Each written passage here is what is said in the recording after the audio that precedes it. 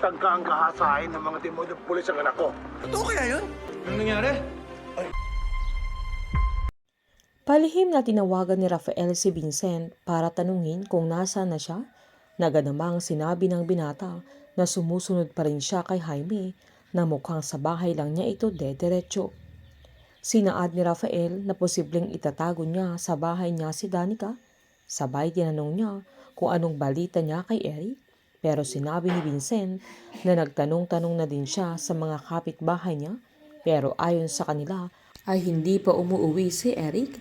Kaya binili ni Rafael na mag-assign si Vincent ng taong magmamanman sa bahay nito dahil sigurado siyang uuwi din yun.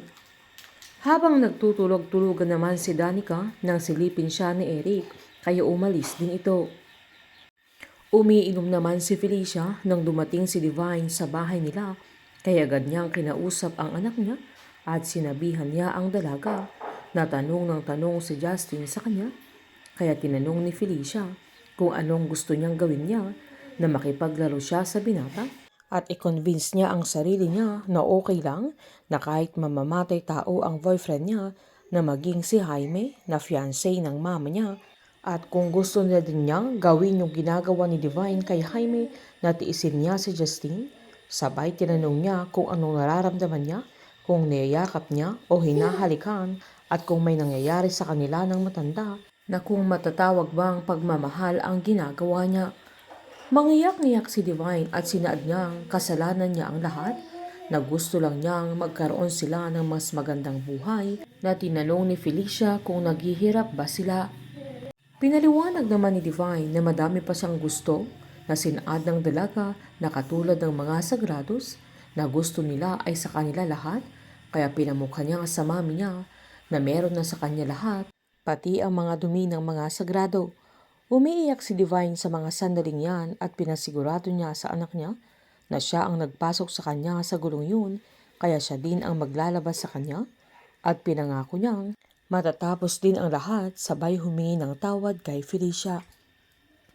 Dinalahan naman ni Mercedes si Rafael ng alak sabay sinaad niyang sayang si Eleazar na kailangan lang sana niyang nakinig kay Jaime pero masaya siya dahil wala nang kahati si Rafael sa kapangyarihan kaya ngumiti na lang si Rafael para hindi makahalata si Mercedes na hindi siya sang-ayon sa mga sinasabi niya. Nang lumabas naman sila Mang Estong at Grace sa kulungan ay kasama nila si Atty. Corrales kung saan in-interview siya ng media kung totoo ang balita na sinubukan niyang barilin ang mga nakaduting pulis na agad namang dumepensa si Atty. Corrales na self-defense ang ginawa ng dalaga. Sabay pinaliwanag ni Mang Estong na pinagtangkaang gahasahin ni David ang kanyang anak kaya pinasigurado ni Atty. Corrales na magdedemanda sila. Sakto namang nanonood si Vincent ng balita nang mapansin ni Randy na parang galit siya kaya agad niyang tinanong kung anong dahilan na pinanood nila yung video kaya nagulat si Randy at nabanggit niya na tinangkang gahasahin ng mga pulis si Grace nang saktong lumabas si Rafael kaya nadinig niya ang usapan nila na agad niyang pinanood yung video na nadismaya ito at halatang galit siya sa mga ginawa ng mga pulis kaya pupuntahan niya sila Mang Estong at Grace. Si Rafael ang tutulong sa mag-ama para makamit ni Grace ang hustisya. Painit ng painit ang mga tagpo, sabay-sabay po natin subaybayan ang advance episode ng Pamilya Sagrado dito lamang po sa aking channel.